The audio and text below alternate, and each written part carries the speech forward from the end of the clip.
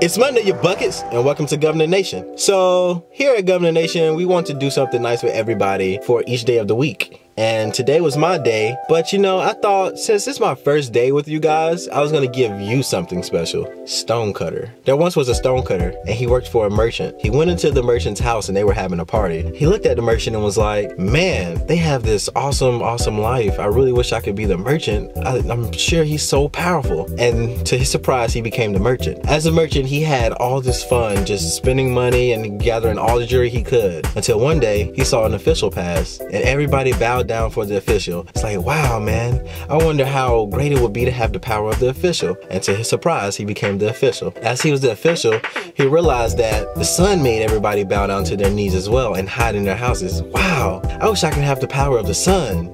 Then everybody will respect me. As the sun, he beamed down and shined his power on everybody, until one day a cloud came by and blocked his rays from burning up the earth. He was like, wow, man, that cloud is really powerful. I wish I could be a cloud. As he was the cloud, he was able to cover all the sun rays, until one day a wind pushed him. He was like, wow, I wish I was the wind. I wonder how that power would be. And to his surprise, he became the wind. He blew and blew down houses, trees, and then there was one thing he could not move. It was a big stone. Like, man, I wonder what it would be like to be a stone. He became a huge stone, and he knew for sure he was the most mightiest thing on earth, until one day he heard a little chisel. Ding, ding, ding. And to his surprise, the stonecutter was chiseling away the stone.